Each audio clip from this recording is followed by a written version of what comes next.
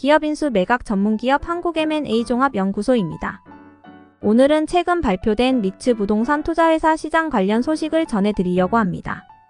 정부가 리츠 시장을 키우기 위해 공모리츠와 공모의 외리츠 간 인수합병을 허용하는 법안을 추진 중이라고 해요. 이번 소식은 부동산 시장에 큰 변화를 가져올 것으로 예상됩니다. 공모리츠의 정의. 공모리츠는 다수의 투자자로부터 자금을 모아 부동산에 투자하고 그 수익을 투자자들에게 배당하는 형태의 간접 투자기구입니다. 여기서 공모라는 단어는 리츠가 일반 대중에게 공개적으로 자금을 모집한다는 의미를 갖고 있습니다. 자금 모집 공모리츠는 다수의 투자자에게 주식을 발행해 자금을 모읍니다. 누구나 일정 금액을 투자할 수 있습니다.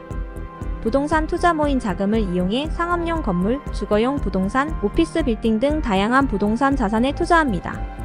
수익 배분 투자한 부동산에서 발생하는 임대료 수익, 자산 가치 상승에 따른 매각 차익 등을 투자자들에게 배당금 형태로 분배합니다. 공모리츠의 특징. 1. 다양한 투자자 접근성. 일반 대중 누구나 소액으로도 투자할 수 있어 투자 접근성이 높습니다.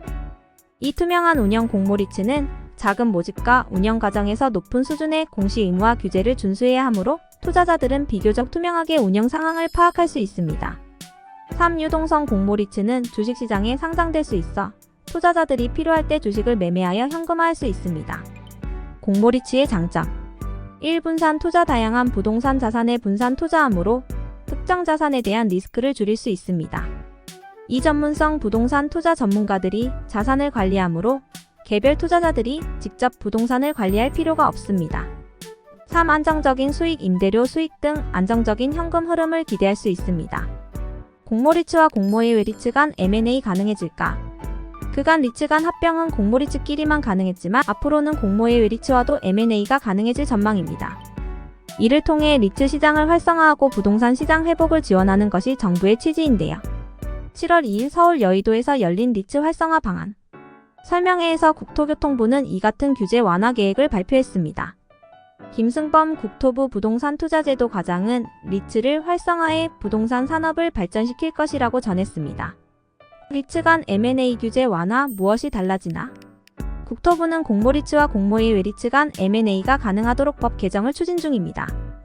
이르면 다음 달 중 부동산 투자회사법 개정안을 발의할 예정인데요. 현재 국내 리츠 시장의 시가총액은 약 8조 원으로 미국 1604조이나 일본 152조에 비해 작은 규모입니다. 상장 리츠 수도 한국은 25개로 미국 204개이나 일본 60개에 비해 적습니다.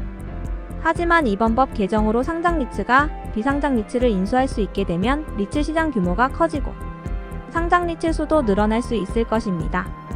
리츠 시장 활성화. 부동산 PF 리스크 줄일 수 있다. 최근 정부는 리츠를 통해 부동산 시장 안정화를 꾀하고 있습니다. 주택 미분양 해소를 위한 기업 구조조정 CR리츠 미착공, 부동산 프로젝트 파이낸싱 PF 부실 해소를 위한 공공지원 민간임 대리츠 등이 그 예입니다. 김 과장은 부동산 PF의 성장을 위한 방안으로 최근 리츠가 거론되고 있다고 말했는데요. 리츠는 높은 수준의 자기자본 비율로 개발 사업을 진행해 리스크를 줄일 수 있습니다.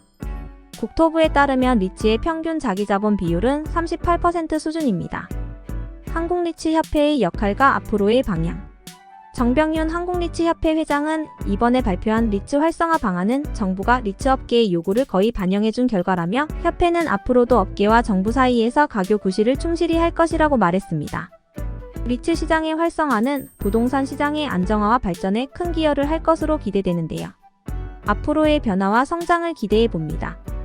여러분, 오늘 전해드린 리츠 시장 활성화 소식이 유익하셨나요? 더 많은 정보 받고 싶으시면 이후 추가 부탁드리며 M&A를 고민하고 계시는 대표님들이 계시다면 한국 M&A 종합연구소를 찾아주세요.